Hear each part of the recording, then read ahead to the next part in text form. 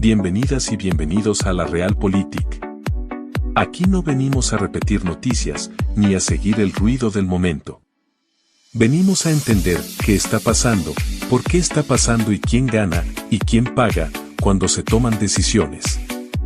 En cada episodio te traemos análisis político nacional e internacional, contexto, formación ciudadana, geopolítica, debates y conversatorios con una meta clara.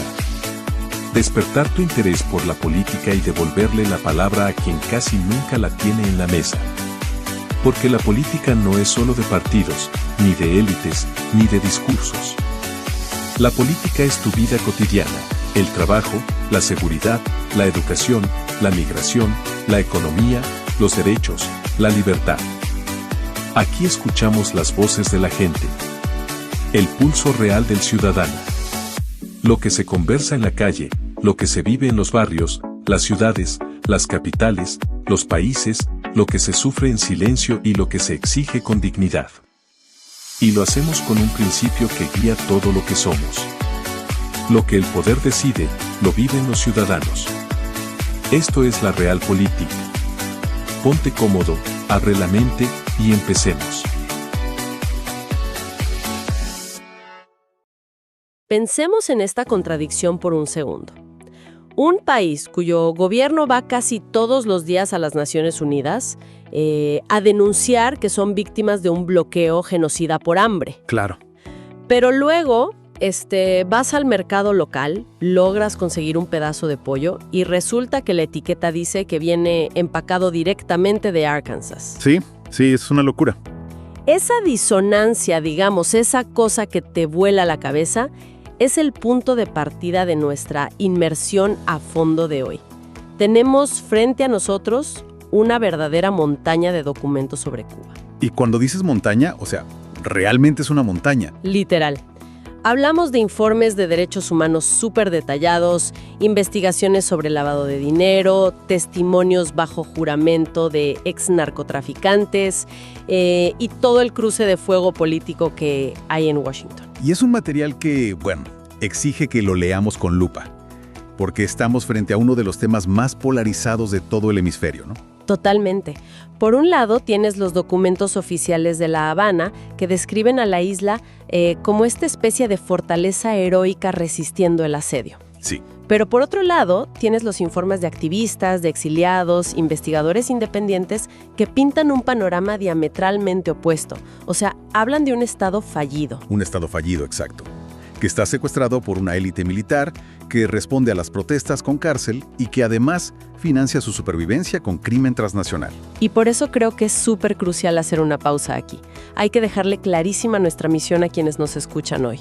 Muy importante. No estamos aquí para ondear banderas ideológicas, ni de izquierda ni de derecha. Nuestra labor en este espacio es sumergirnos en este expediente inmenso y explicar los datos, los mecanismos y las revelaciones de estas fuentes. Tal cual. Vamos a mantener un lente súper objetivo, analítico, pero sin perder de vista la inmensa tragedia humana que respiran todas estas páginas. Queremos entender no solo qué está pasando, sino cómo opera esta maquinaria detrás de la miseria ciudadana y la represión.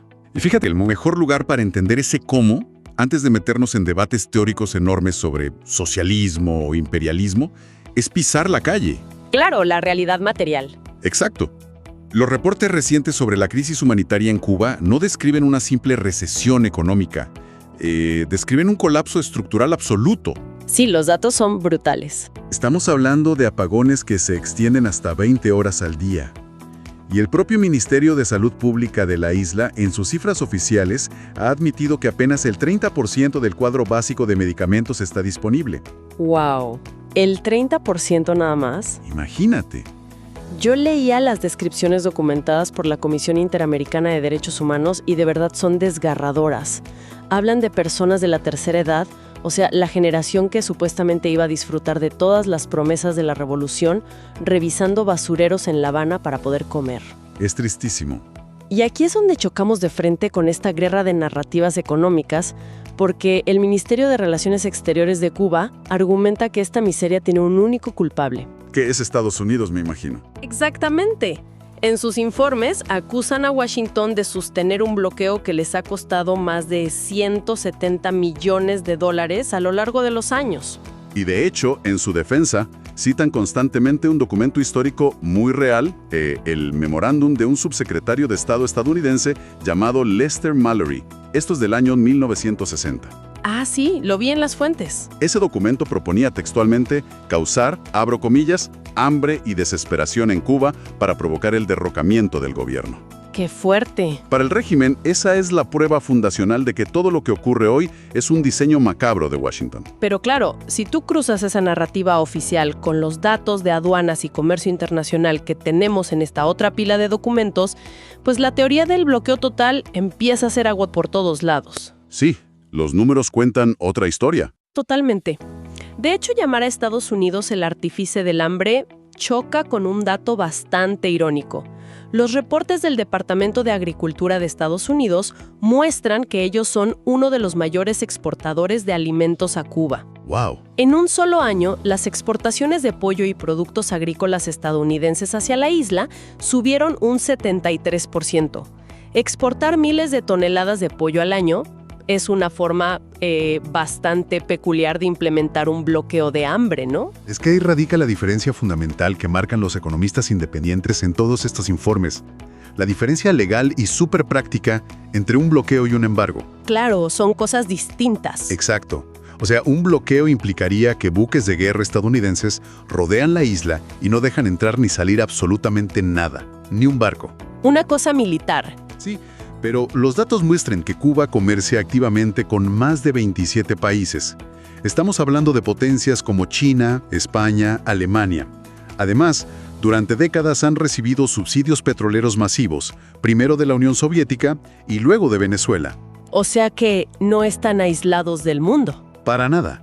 Por lo tanto, los analistas concluyen en los textos que la escasez crónica no es producto del embargo, sino del fracaso operativo del propio modelo de planificación centralizada socialista. El Estado es simplemente incapaz de producir. Sin embargo, hay que decir que los informes económicos también reconocen que las sanciones de Washington no son un simple saludo a la bandera. O sea, tienen dientes y muerden fuerte. Sí, claro, tienen un impacto. Las fuentes hablan de un embargo cuyo objetivo declarado es asfixiar a la cúpula en el poder, específicamente a un conglomerado que se llama Gaesa. Y creo que es vital explicar cómo funciona esto, porque la gente se imagina que la economía cubana es un ente monolítico del pueblo. Y no, los documentos muestran otra cosa totalmente diferente. Gaesa, para quienes no saben, es el Grupo de Administración Empresarial de las Fuerzas Armadas. Un holding militar. Literal. En la práctica es eso. Y según las estimaciones, controlan hasta el 70% de la economía dolarizada de la isla. ¡Qué locura! El 70%. Tienen los hoteles, las navieras, las tiendas que venden en divisas extranjeras, los puertos. Entonces, la lógica de las sanciones de Estados Unidos es aislar financieramente a este monopolio. Si un turista extranjero paga un mojito en Varadero, ese dinero no va a un fondo civil. Va directo a las arcas de Gaesa. Va directo a los militares, así es. Y para lograr ese aislamiento financiero, Estados Unidos utilizan lo que los analistas en estos papeles llaman extraterritorialidad. Y aquí, bueno, la cosa se pone técnicamente fascinante. Las fuentes citan el caso del banco francés BNP Paribas, al que le clavaron una multa de casi $9,000 millones. 9,000 millones, imagínate. Por procesar transacciones cubanas. Y la gente se preguntará, ¿cómo puede Estados Unidos multar a un banco de Francia por hacer negocios con Cuba? Todo se reduce a la hegemonía del dólar. O sea, el comercio mundial opera en dólares.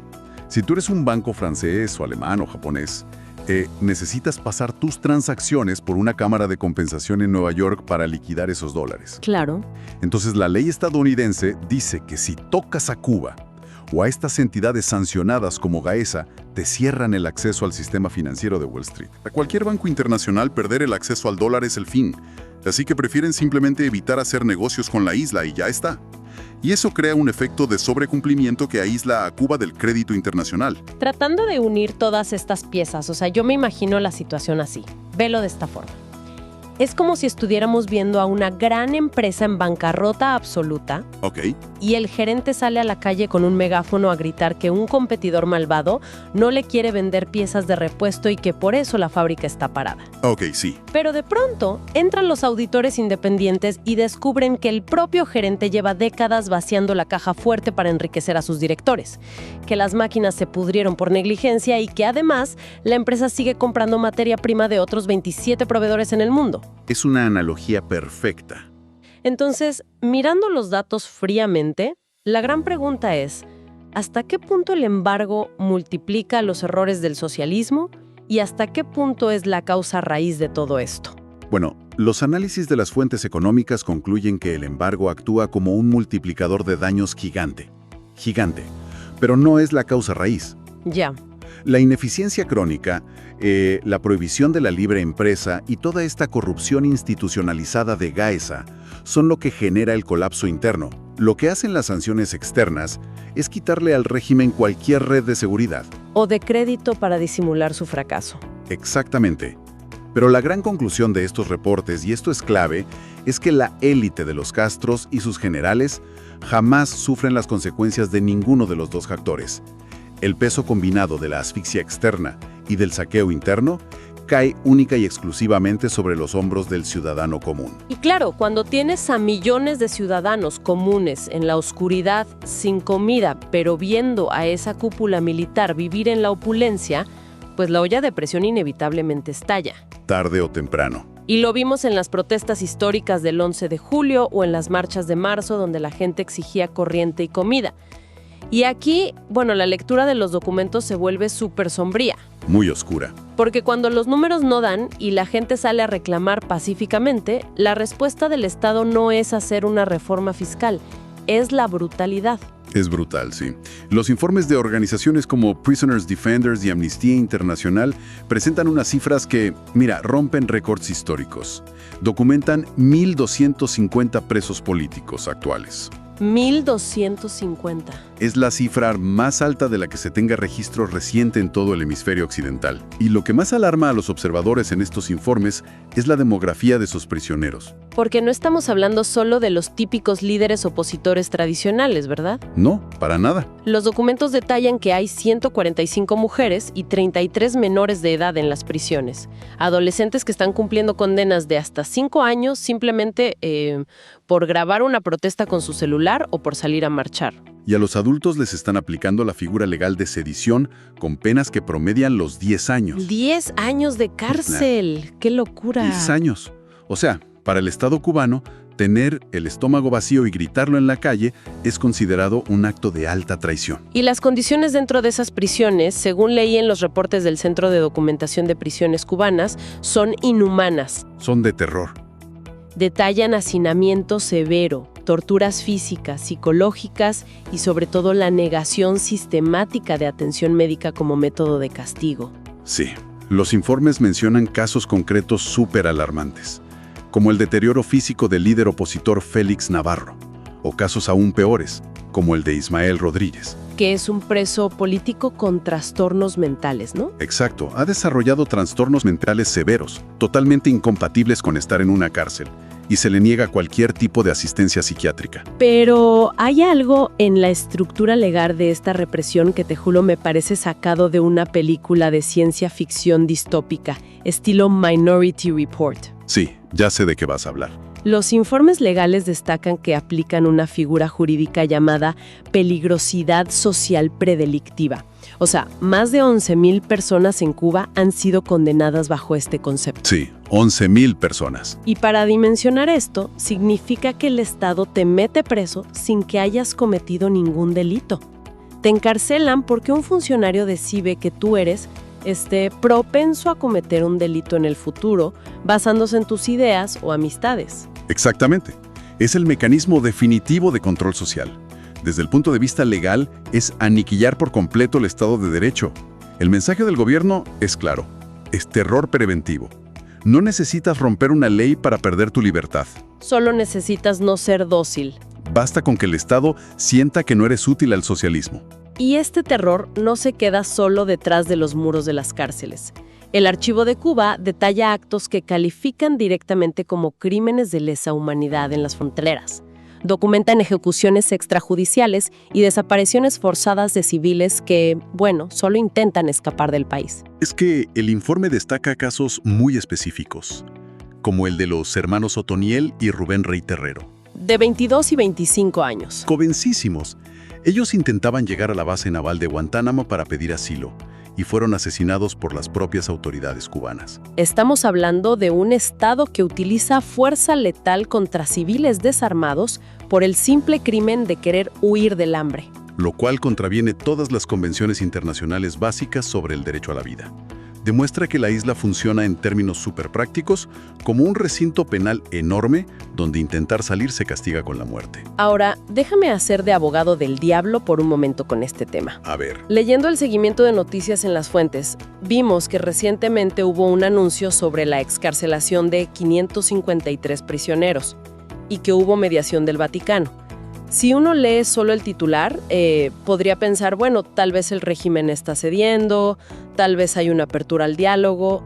¿Me estoy perdiendo de algo crucial en la letra pequeña? Te estás perdiendo el mecanismo de fondo por completo. Ajá. Los expertos del Observatorio Cubano de Derechos Humanos advierten en los documentos que esto es un espejismo diplomático. En Cuba, estas excarcelaciones no significan que el disidente vuelve a su casa a cenar con su familia y sigue su vida. Claro, no es que quedan libres. No. El régimen utiliza el exilio forzado como arma de desarticulación.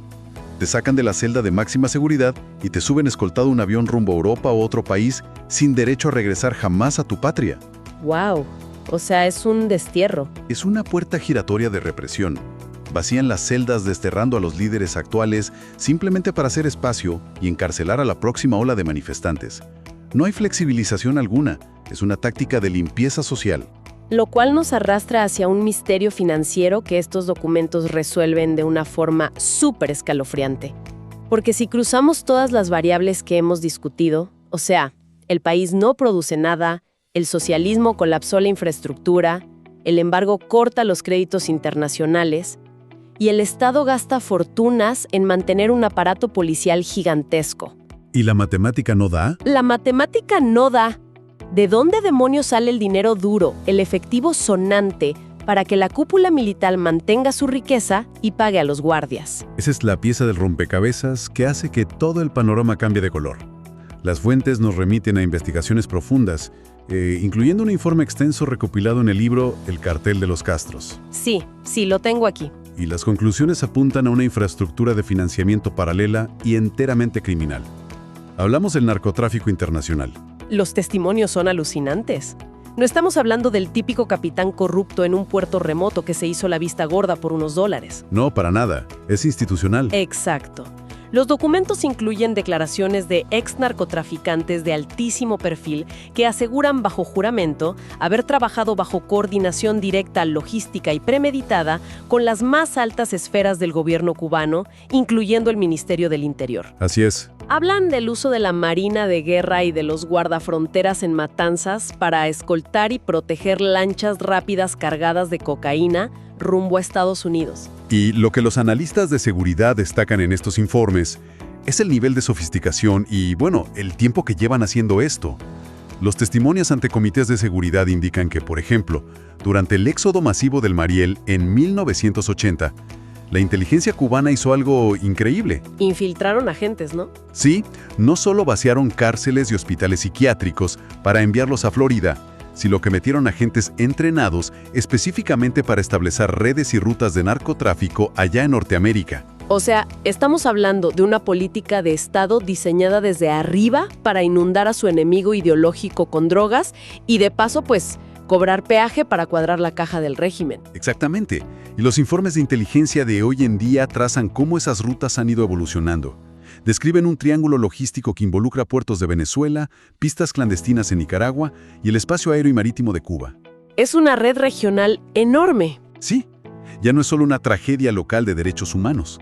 Los documentos argumentan que la dictadura usa esta alianza criminal para financiar la supervivencia y expansión del socialismo en toda América Latina. Fíjate que para quienes están procesando esto me parece un cambio de paradigma brutal. Totalmente. porque durante décadas el debate público siempre ha tratado al gobierno cubano como, no sé, un experimento político fallido o un remanente romántico de la Guerra Fría. Claro, el mito de la revolución. Pero lo que exponen estas investigaciones es la anatomía literal de un narcoestado. Es el Estado operando con la logística y la impunidad de un cártel de drogas internacional, pero con embajadores, un asiento en la ONU y fuerzas armadas regulares protegiendo los cargamentos, mientras el ciudadano de a pie no consigue ni una aspirina. Y la élite gestionando este imperio en las sombras, claro. Y cuando un pueblo se da cuenta de esto, de que está gobernado por una estructura mafiosa y no por políticos equivocados, pues la desesperación interna se vuelve insostenible. Es que no hay salida pacífica. Exacto. Al tener todas las vías democráticas cerradas con candado y encima amenazadas con 10 años de cárcel, esa ebullición volcánica se traslada a la diáspora. Los cubanos fuera de la isla asumen el papel de altavoces de los que están amordazados adentro. Y vaya que están subiendo el volumen últimamente. Los últimos documentos en nuestra pila nos llevan directamente a la arena geopolítica de Florida y de Washington. Vimos los reportes del evento Free Cuba Rally en la ciudad de Hialeah.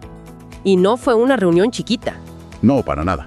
Fueron miles. Hablamos de más de 7,000 cubanoamericanos, con figuras súper clave del activismo como Rosa María Payá y comunicadores del exilio firmando un documento vinculante llamado Acuerdo de Libertad. Y ojo a las demandas plasmadas en ese acuerdo, ¿eh? No dejan espacio para la diplomacia suave o el diálogo. Le exigen directamente al presidente estadounidense, a Donald Trump, que implemente una política de máxima presión. Máxima presión, sí. Están pidiendo explícitamente que Estados Unidos califique al Partido Comunista de Cuba como lo que ellos consideran que es, una organización criminal transnacional. Y quieren que se corten de tajo todas las remesas y los vuelos, buscando asfixiar económicamente a la cúpula de Gaesa de una vez por todas. Para precipitar el colapso, claro. Y si miramos las declaraciones de Trump al respecto en estos reportes, vemos que tomó esta exigencia y le hizo eco. Antes de un viaje a China, lanzó comentarios tajantes calificando a Cuba como un país fallido que va en una sola dirección, hacia abajo. Sí, dijo que están pidiendo ayuda y que iban a hablar. Y esto obviamente encendió una chispa de esperanza enorme en una facción del exilio que está convencida de que solo la fuerza y el estrangulamiento total desde Estados Unidos puede tumbar a la dictadura criminal. Pero, a ver, el tablero de ajedrez en Washington nunca es sencillo. Esa postura de presión máxima chocó inmediatamente con un bloque de resistencia interna. Los documentos políticos también incluyen una carta firmada por más de 30 congresistas demócratas. Que pedían lo contrario. Exacto, le exigen a la administración Trump que abandone cualquier tipo de plan de acción militar, invasión o agresión directa. Te demuestra la fractura tan profunda que hay en la política estadounidense sobre cómo manejar la crisis. Por un lado tienes la presión máxima y por el otro la negativa a intervenir militarmente. Lo que me deja pensando en la profundidad psicológica de este clamor del pueblo cubano. Quiero que dimensionemos lo que significa que miles de activistas y ciudadanos estén en una plaza pública pidiéndole a una superpotencia extranjera que intervenga para derrocar a su propio gobierno. Rompe todo lo que entendemos por soberanía nacional. Es que, en el contexto cubano, el concepto de soberanía ha sido secuestrado.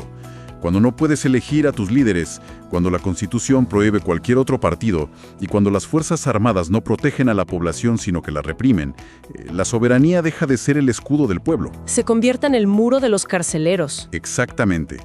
La diáspora clama por intervención porque han llegado a la conclusión visceral y matemática de que están enfrentando a una organización criminal armada a la que no se puede ganar con marchas pacíficas. Es un panorama absolutamente sobrecogedor.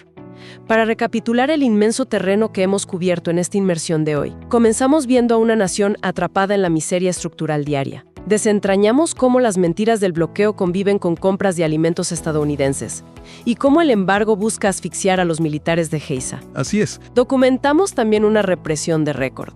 Revisamos los testimonios del narcoestado y cómo operan con Venezuela y Nicaragua. Y finalmente vimos cómo esto empuja al pueblo a clamar por libertad y pedir a Trump una intervención. Es la radiografía clínica de un país que ha sido empujado al límite de la dignidad humana. Y esto me lleva a un dato final de los informes que se quedó resonando en mi cabeza. En medio de esta crisis, Cuba ha perdido aproximadamente al 10% de su población recientemente. ¿Una barbaridad? Por el éxodo masivo. Y si este régimen ha sobrevivido tantas décadas exportando su crisis a través del exilio, queda una pregunta en el aire para quienes nos escuchan. ¿Podrá alguna vez la presión económica derribar a un gobierno que parece dispuesto a gobernar sobre las ruinas de su propio país con tal de no ceder el poder? Esa es la macabra métrica de éxito de estos sistemas totalitarios.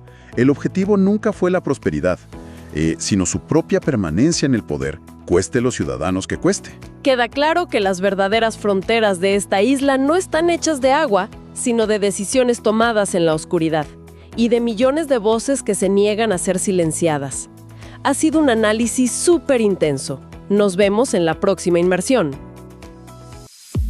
Y así llegamos al final de un nuevo episodio de La Realpolitik, el espacio donde las ideas se confrontan, la verdad se analiza sin filtros y la realidad política se debate con profundidad.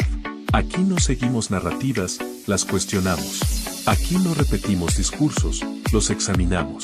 Aquí hablamos de política, economía, sociedad, poder, libertad y el futuro de nuestras naciones con argumentos, datos y visión. Gracias por acompañarnos en este episodio. Si este análisis te aportó valor, si nuestras entrevistas, debates y reflexiones te ayudan a comprender mejor el mundo que vivimos, entonces forma parte de esta comunidad.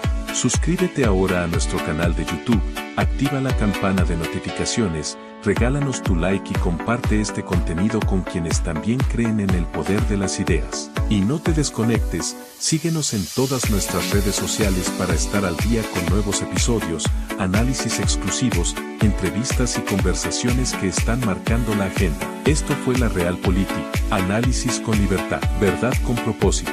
Nos escuchamos en el próximo episodio.